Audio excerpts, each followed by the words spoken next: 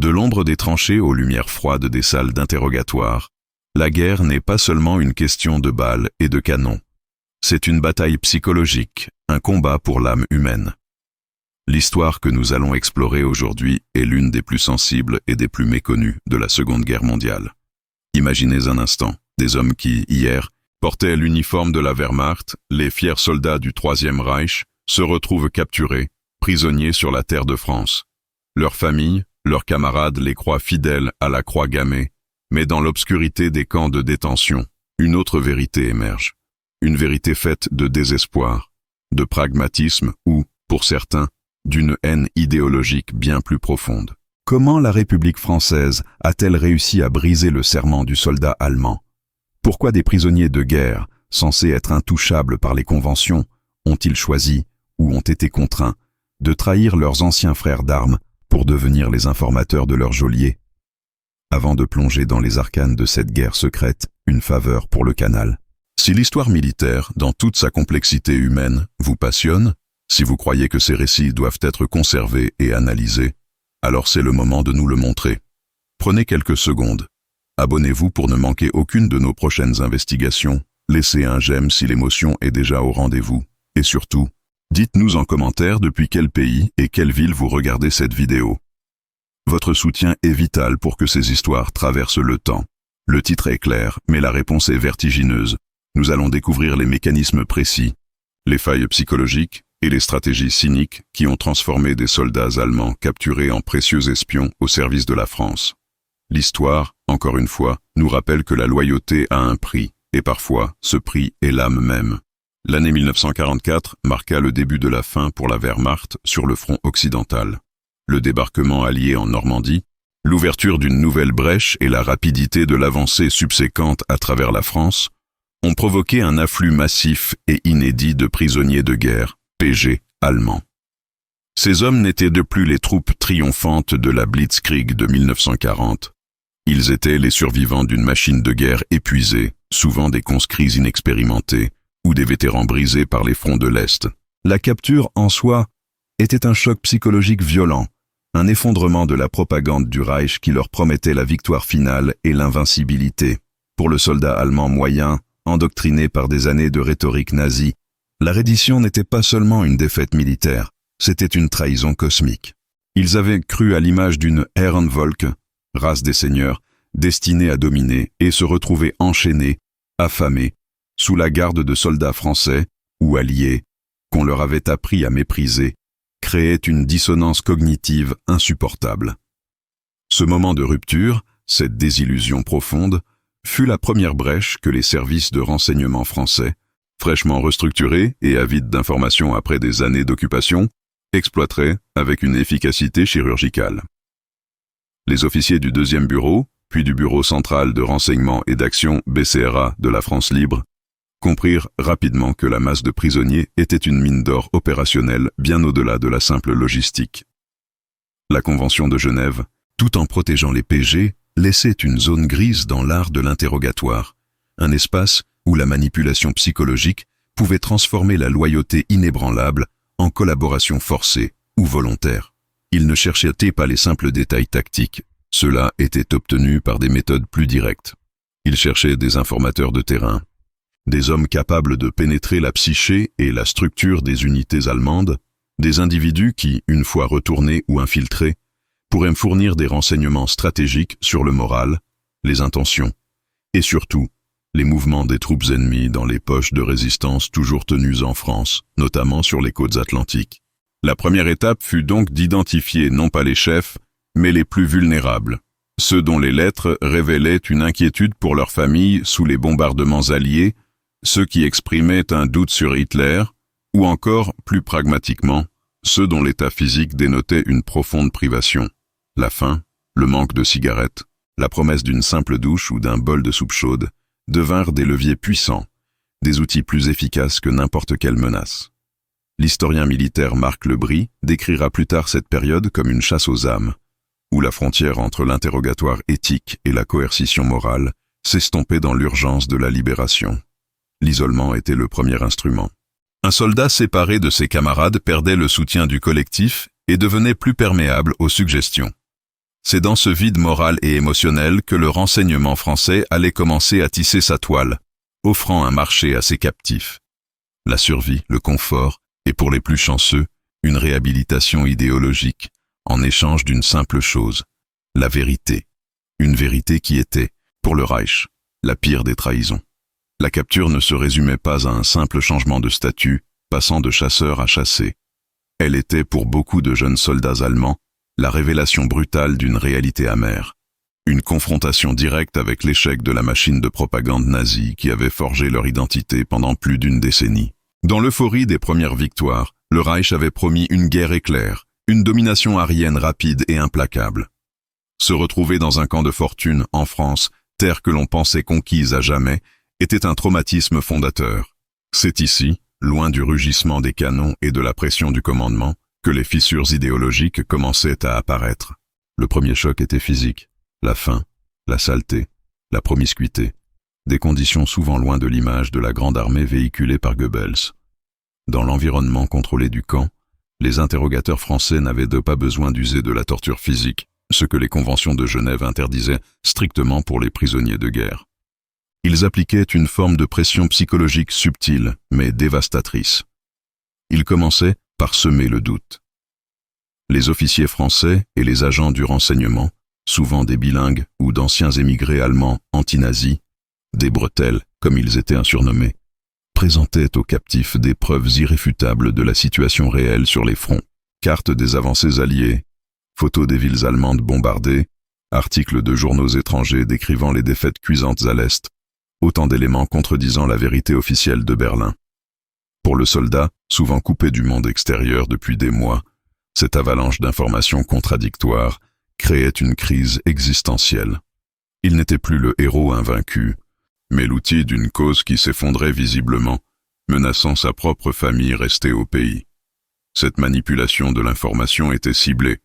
Elle visait à transformer la fierté en peur et la loyauté en résignation. Un autre levier essentiel était l'exploitation de la nostalgie et de l'anxiété. Le courrier des familles, lorsque distribué, était trié et analysé. Une lettre mentionnant le manque de nourriture, la peur des bombardements ou une maladie devenait un outil de chantage moral. Les interrogateurs sous-entendaient que la coopération du prisonnier pourrait garantir une certaine protection, une meilleure nourriture ou, plus subtil encore, un acheminement plus rapide de messages réconfortants à sa famille via les réseaux neutres. C'était la technique du gentil interrogateur, non pas un bourreau mais un médiateur, un homme capable de compréhension, voire d'aide, à condition que le captif fasse preuve de bonne volonté. La doctrine nazie avait érigé la loyauté inconditionnelle au rang de vertu suprême. La désertion ou la trahison était passible de la peine de mort. Dans le camp de prisonniers, cependant, cette doctrine perdait de sa force contraignante. L'environnement était une bulle où les règles du Reich ne s'appliquaient plus. Le soldat, dénudé de son uniforme de combat et de son identité militaire, redevenait un homme seul, confronté à son instinct de survie primaire. Certains, désireux d'échapper aux conditions misérables des camps, voyaient dans l'informateur non pas un traître, mais un survivant. D'autres, plus rares mais ô combien précieux, y voyaient une occasion d'exprimer un désaccord idéologique longtemps refoulé. Qu'ils soient communistes, sociaux-démocrates ou simplement catholiques opposés au paganisme nazi, ces prisonniers portaient en eux une haine silencieuse du régime que le désastre militaire permettait enfin de libérer. La stratégie française était donc de créer un environnement où le passage à l'ennemi était rationalisé non comme une trahison de la patrie, mais comme un acte d'autopréservation, ou même, pour les plus idéalistes, un geste contre la tyrannie nazie. La désillusion était le terreau fertile, la survie et l'idéologie étaient les semences de la collaboration. Le travail de recrutement d'informateurs parmi les prisonniers de guerre allemands ne fut pas le fruit du hasard, mais l'aboutissement d'une stratégie de renseignement méticuleuse, orchestrée principalement par les services successeurs du deuxième bureau et les agents de la France libre. La capture d'un soldat ennemi n'était pas seulement un acte militaire, c'était pour les services secrets l'ouverture d'un dossier psychologique. Les Français avaient tiré les leçons des conflits précédents. Pour obtenir des renseignements de valeur, il fallait cibler non pas la masse, mais l'individu. Les premières heures suivant la capture étaient cruciales. Les interrogatoires initiaux, menés par des officiers de terrain bilingues ou des civils mobilisés pour leurs compétences linguistiques, servaient à établir une cartographie sociologique du prisonnier. Ce profilage allait bien au-delà du grade et de l'unité. Les questions portaient sur l'origine régionale, l'histoire familiale, la profession civile, l'adhésion au parti nazi, NSDAP, l'affiliation aux jeunesses hitlériennes et, point essentiel, les expériences vécues sur le front de l'Est. Les soldats qui avaient combattu en Union soviétique étaient souvent plus endurcis, mais paradoxalement plus désillusionnés par l'horreur des combats et les massacres perpétrés par les Einsatzgruppen. Ils avaient vu le véritable visage du nazisme et, pour certains, avaient développé une distance morale vis-à-vis du régime, les rendant plus malléables. C'est dans cette masse de données brutes que le Sonderkommando français cherchait des profils de rupture. Le premier groupe cible était celui des dissidents idéologiques. Il s'agissait des anciens communistes, des sociaux-démocrates, des syndicalistes ou des minorités religieuses qui avaient été enrôlées de force et qui haïssaient le régime nazi avant même de haïr la France. Pour eux, collaborer avec les Alliés n'était pas une trahison, mais la continuation de leur combat idéologique. Les Français leur offraient une plateforme pour exprimer leur opposition, une reconnaissance de leur statut de victime du nazisme et parfois la promesse d'une réintégration politique dans l'Allemagne d'après-guerre. Le deuxième groupe cible était les opportunistes et les pragmatiques. Ceux-là n'étaient ni pro-nazis convaincus, ni dissidents. Leur unique moteur était la survie. Les interrogateurs les submergèrent de petites attentions qui prenaient une importance démesurée en captivité. Une ration supplémentaire, un vêtement chaud, l'autorisation d'écrire plus fréquemment à la famille. Ces petites faveurs créaient un sentiment de dette, une obligation morale envers le bienfaiteur français. Le marché était souvent simple et non menaçant au début, une information mineure contre un privilège. Une fois que le prisonnier avait franchi le pas de la collaboration, même minime, il était psychologiquement plus facile de le pousser à fournir des renseignements plus substantiels. Les services utilisaient également le déracinement linguistique. En utilisant des interrogateurs qui parlaient un allemand parfait, parfois un dialecte régional du prisonnier, ils instauraient une familiarité artificielle, un sentiment de proximité qui contrastait avec l'isolement du camp. Cette stratégie du miroir linguistique aidait à abaisser les barrières de la défense psychologique. L'objectif ultime n'était pas seulement d'extraire des informations statiques, l'ordre de bataille d'une division, mais de créer des agents dynamiques capables de fournir un feedback continu sur le moral, les rumeurs et les mutations internes de l'ennemi. Le plus grand succès pour les Français n'était pas l'information ponctuelle, mais la transformation du prisonnier en une source d'information constante, un véritable atout humain dont la valeur surpassait de loin celle de tout document saisi sur le champ de bataille.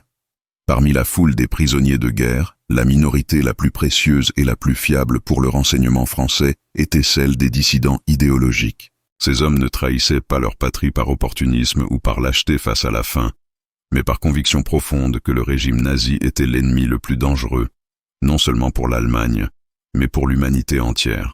Il faut se souvenir que le Troisième Reich, malgré son contrôle totalitaire, n'avait pas éteint toutes les flammes de la résistance intérieure. De nombreux Allemands, enrôlés de force ou appelés sous les drapeaux, avaient été, dans leur vie civile, des syndicalistes, des communistes, membres du KPD, des sociaux-démocrates, membres du SPD, ou des catholiques fervents, dont la foi était incompatible avec le néopaganisme et les politiques eugéniques du NSDAP. Dès leur capture, ces individus, souvent identifiés par des dossiers d'interrogatoire détaillés remontant à leurs activités prémilitaires, se voyaient offrir une porte de sortie, une chance de transformer leur captivité en une forme de continuation de leur lutte antifasciste.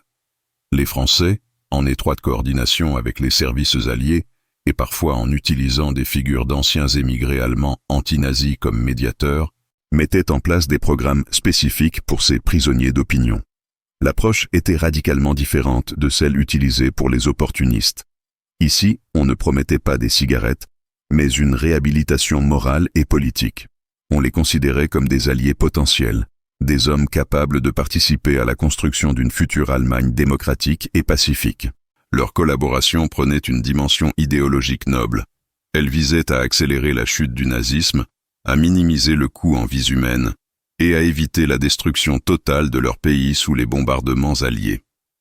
L'information qu'ils fournissaient était d'une valeur inestimable, car elle ne portait pas seulement sur des positions de batterie ou des mouvements de troupes, mais sur la psychologie du front. Ils pouvaient dénoncer les fanatiques nazis au sein des camps, identifier les unités SS particulièrement endoctrinées et offrir une lecture interne du moral et de la cohésion des forces armées allemandes.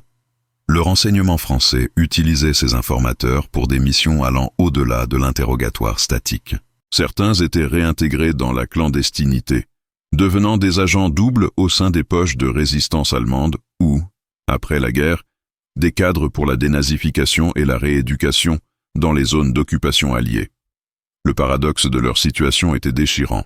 Pour des millions d'Allemands, ils étaient les pires des traîtres, des Vaterlandsverräter, passibles de la potence. Pourtant, pour eux-mêmes et pour leurs nouveaux maîtres français, ils étaient les premiers artisans d'une libération morale, les témoins que l'esprit d'opposition n'était pas mort en Allemagne. Le plus grand risque pour ces hommes n'était pas la punition par les Français, mais la vengeance de leurs propres compatriotes. Les services de renseignement devaient prendre des précautions extrêmes pour garantir leur anonymat et leur sécurité, les isolant souvent dans des camps spéciaux où le risque d'être découvert par un zélé nazi était minimisé. En fin de compte, ces informateurs idéologiques représentaient l'échec le plus cuisant de l'embrigadement nazi. La preuve que même sous la botte du totalitarisme, la conscience humaine pouvait s'élever au-dessus de la loyauté forcée pour embrasser une cause universelle, celle de l'antifascisme. Si l'idéologie fournissait les agents les plus motivés et les plus fiables, le pragmatisme et la survie physique constituaient la source la plus abondante d'informateurs. La grande majorité des soldats allemands capturés n'étaient pas des nazis fanatiques ni des dissidents politiques. C'étaient des hommes ordinaires, souvent des paysans ou des ouvriers, épuisés par la guerre, le froid, la faim et le désir obsédant de retrouver leur foyer. Le camp de prisonniers était, malgré la protection de la Convention de Genève, un lieu de profonde misère. Les rations étaient minimales, les conditions d'hygiène souvent précaires, et la fatigue psychologique et physique s'accumulait jour après jour. C'est dans ce contexte de privation absolue que l'interrogateur français, agissant tel un psychologue de l'ombre, entamait un marché non déclaré, un échange pervers entre le renseignement et le confort matériel. Le simple fait de pouvoir s'assurer un meilleur traitement, une couverture supplémentaire contre les nuits glaciales, une portion de nourriture supérieure à la bouillie quotidienne, un paquet de cigarettes ou une autorisation de travail hors des barbelés suffisait à faire fléchir la résolution des plus endurcis. Ces biens, considérés comme triviaux en temps de paix, prenaient une valeur existentielle en captivité.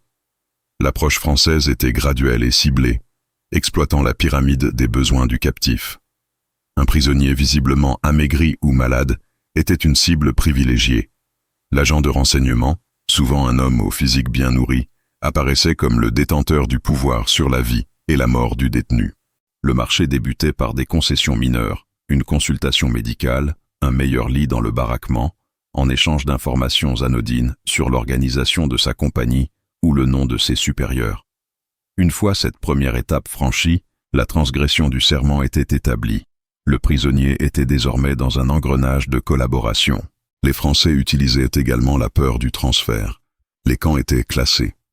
Certains, plus durs, étaient réputés pour la rigueur de leurs gardiens et la pauvreté de leurs ressources. La menace implicite ou explicite d'être transféré vers un camp de travail ou un centre de détention plus sévère était un levier puissant pour obtenir des informations. À l'inverse, la promesse d'être placé dans un camp de repos, des structures plus souples, souvent utilisées pour les détenus considérés comme des collaborateurs ou des antifascistes avérés, était une incitation majeure. Ce segment d'informateurs, mu principalement par l'égoïsme de la survie, n'offrait pas toujours des renseignements stratégiques de haut niveau, mais leur utilité était cruciale pour le renseignement de terrain et le moral. Ils révélaient l'emplacement des mines non répertoriées, les mots de passe journaliers, les changements d'humeur au sein des unités allemandes encore au combat, et surtout, ils aidaient à identifier et à isoler les fanatiques nazis à l'intérieur même des camps de prisonniers, prévenant ainsi les tentatives de mutinerie ou l'établissement d'une autorité nazie clandestine parmi les détenus. Leur trahison était moins un acte politique qu'un acte de résignation, l'acceptation que la guerre était perdue et que le seul combat restant était celui pour sa propre survie physique. C'est le triomphe de la nature humaine sur l'idéologie, le moment où l'instinct le plus primitif submerge la loyauté militaire. L'efficacité du système de renseignement français reposait en grande partie sur l'utilisation de personnel d'interrogatoire spécialisé, souvent issus de l'immigration allemande ou autrichienne. Ces hommes, surnommés dans l'argot du renseignement les bretelles, constituaient l'interface critique entre le monde du captif et les services français. Leur rôle était double. Ils étaient des traducteurs linguistiquement parfaits et des interprètes culturels subtils. Contrairement aux officiers français qui, même bilingues, pouvaient porter involontairement un accent ou une intonation trahissant leur origine, les bretelles parlaient l'allemand non seulement couramment, mais dans les dialectes régionaux et avec la parfaite compréhension des codes sociaux et des références culturelles de la Wehrmacht. Cette maîtrise linguistique et culturelle créait une illusion de familiarité et de proximité qui était l'outil psychologique le plus puissant dans l'arsenal de l'interrogatoire. En parlant le dialecte bavarois à un prisonnier de Munich, ou en évoquant des rues spécifiques de Hambourg, la bretelle abaissait les défenses du soldat capturé. Le prisonnier, isolé et terrifié, percevait inconsciemment l'interrogateur non pas comme l'ennemi français, mais comme un compatriote, ou du moins, quelqu'un qui comprenait son monde. Cette empathie feinte était essentielle pour briser l'endurance morale. Beaucoup de ces bretelles étaient eux-mêmes des réfugiés politiques ou des juifs allemands ayant fui le régime nazi avant ou pendant la guerre. Leur motivation n'était donc pas seulement professionnelle, elle était profondément personnelle, une vengeance idéologique menée par des moyens intellectuels. Leur haine pour le nazisme était authentique, ce qui leur permettait de distinguer avec une précision clinique la différence entre un nazi fanatique et un simple conscrit désabusé. Ils savaient quel levier idéologique actionner, quelles questions poser sur la situation familiale ou les églises pour détecter les failles du conditionnement nazi. Ils étaient formés pour identifier les lapsus et les contradictions dans les récits des prisonniers, pour repérer le moment exact où le soldat mentait ou, plus important encore, où il hésitait. Ce travail d'analyse fine permettait d'orienter la pression. Sur un ancien communiste, on insistait sur la trahison des travailleurs par Hitler. Sur un catholique, on évoquait la persécution de l'Église. Le profilage des bretelles ne se limitait pas aux interrogatoires directs. Ils étaient également chargés d'infiltrer les camps, de se mêler aux prisonniers sous une fausse identité, souvent comme de simples PG capturés sur un autre front, pour écouter les conversations informelles, les rumeurs et les plaintes. Ces écoutes passives fournissaient des informations cruciales sur le moral collectif et aidaient à identifier les futurs informateurs potentiels bien avant qu'ils ne soient formellement interrogés. Le renseignement obtenu par ce biais était souvent le plus fiable, car il était donné dans un contexte de confiance présumée, sans la pression formelle d'une salle d'interrogatoire. Le succès des bretelles démontre la sophistication croissante des services de renseignement français, qui comprenaient que l'arme la plus puissante dans cette guerre psychologique n'était ni la force ni la menace, mais la compréhension intime de l'ennemi. Ils utilisaient l'identité même du prisonnier, son histoire, sa langue maternelle, contre lui, transformant l'outil de communication en un piège de sincérité. L'efficacité d'un informateur ne se mesurait pas à son grade, mais à la spécificité et à l'actualité des informations qu'il fournissait. Le cas d'un simple caporal, que nous appellerons ici Kurt B., un pseudonyme pour des raisons de sécurité historique, illustre parfaitement comment un prisonnier de guerre ordinaire pouvait devenir un atout stratégique majeur. Kurt avait été capturé après l'effondrement d'une poche de résistance dans le sud-ouest de la France. Il n'était pas un nazi virulent, mais un mécanicien enrôlé tardivement dans une unité de défense territoriale de la Wehrmacht. Le levier utilisé par le renseignement français, probablement une bretelle, qui s'était liée d'amitié avec lui en parlant de sa ville natale, n'était ni l'idéologie ni le chantage, mais la promesse d'une évacuation rapide vers un camp aux États-Unis, loin des bombardements et des combats européens, assurant ainsi sa survie jusqu'à la fin du conflit. En échange de cette promesse, Kurt B. n'a pas livré de plan top secret, mais des informations granulaires, la réalité du terrain. Les renseignements collectés par des hommes comme Kurt étaient souvent plus précieux que les documents officiels. Ils portaient sur le moral des troupes restées au combat, la lassitude, les doutes, le taux d'absentéisme non signalé, les querelles internes entre la Wehrmacht et les unités SS ou de la Luftwaffe. Ce type de renseignement humain permettait aux Français et aux Alliés de cibler leurs opérations psychologiques, tracts de propagande, messages radio, avec une précision dévastatrice, exploitant les faiblesses psychologiques de l'ennemi. Plus concrètement, Kurt B. a fourni des informations vitales sur les détails logistiques de son ancien secteur, l'emplacement précis d'un dépôt d'essence camouflé, l'horaire précis des patrouilles de ravitaillement et surtout les changements de fréquence radio d'une unité voisine qu'il connaissait personnellement.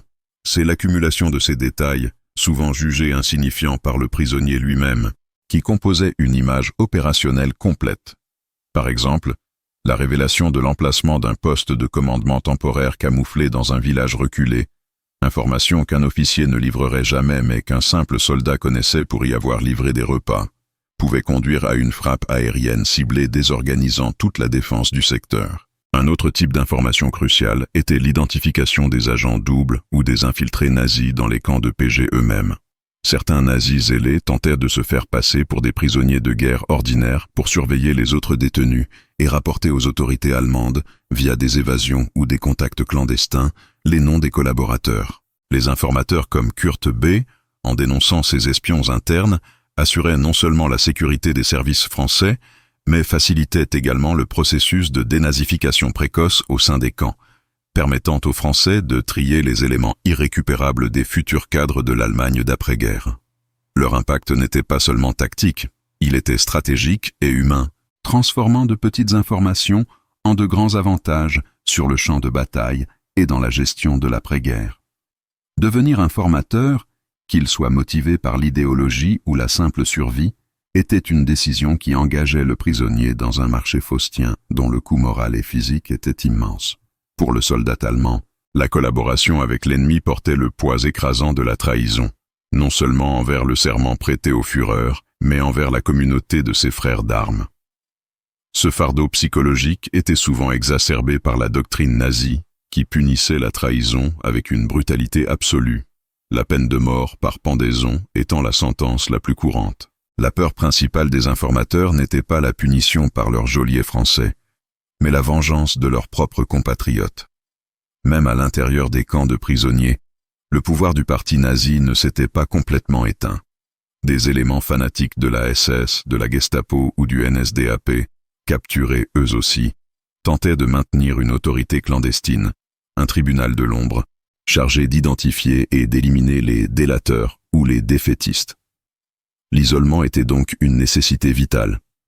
Les services de renseignement français devaient en prendre des précautions extrêmes, séparant les informateurs dans des baraquements ou des camps spéciaux, parfois appelés cages dans le jargon militaire, pour les soustraire à la surveillance et aux représailles potentielles. Cette isolation, si elle assurait leur survie physique, accentuait leur solitude morale. L'informateur était coupé de son ancienne identité, flottant dans un limbe d'ambiguïté. Il n'était pas un soldat allié et n'était plus un soldat allemand. Il devenait un outil, une source d'information humaine. Le dilemme moral se posait avec acuité chaque fois qu'il fournissait une information susceptible d'entraîner la mort de ses anciens camarades. Un rapport sur une position de mortier pouvait être directement lié à une frappe alliée fatale. Même s'il haïssait le régime nazi, le collaborateur devait rationaliser l'idée qu'il aidait à tuer des hommes qui étaient, par définition, des Allemands. Pour atténuer cette charge, les Français utilisaient un discours de rédemption. La collaboration était présentée comme un service rendu à l'humanité, une contribution à la chute rapide du fascisme. La fin de la guerre, cependant, n'a pas sonné la fin de leurs inquiétudes. Au contraire, elle a marqué le début d'une nouvelle ère d'incertitude. Que se passerait-il si le Troisième Reich avait réussi à inverser le cours de la guerre? La dénonciation posthume de leur collaboration par des dossiers secrets pourrait mettre en danger leurs familles restées en Allemagne. Et même après la victoire des Alliés, leur statut restait précaire.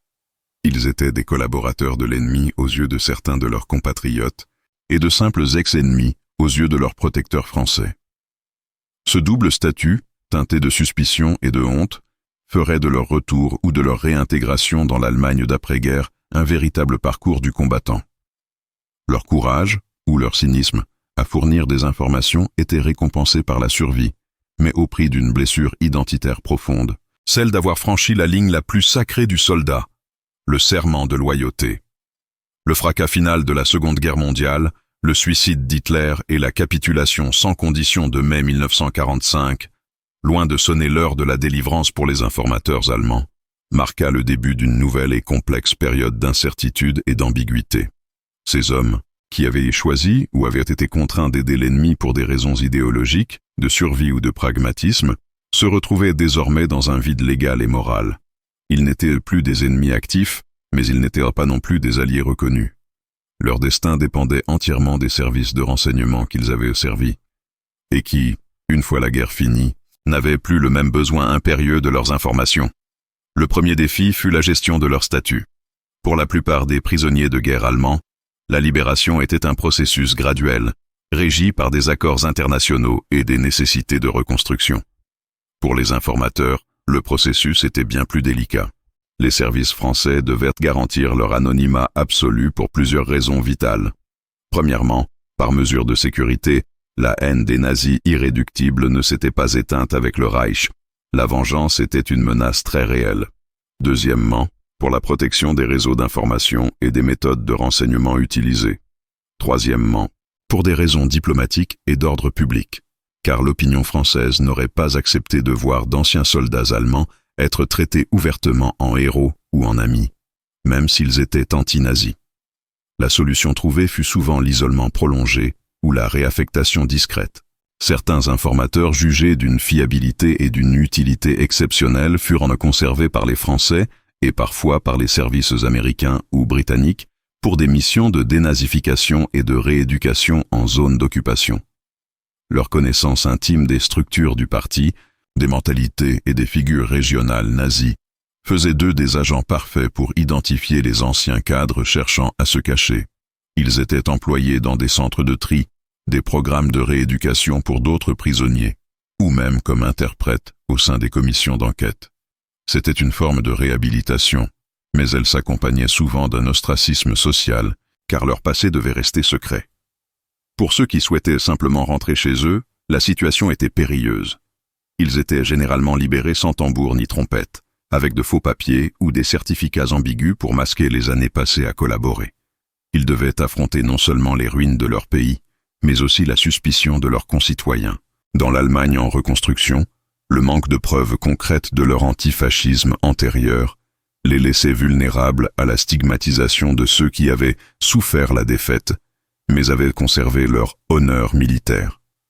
Ironiquement, le risque de se faire dénoncer par un ancien camarade de captivité, qui n'aurait eu qu'un vague soupçon de leur rôle d'informateur, pouvait encore les suivre pendant des années.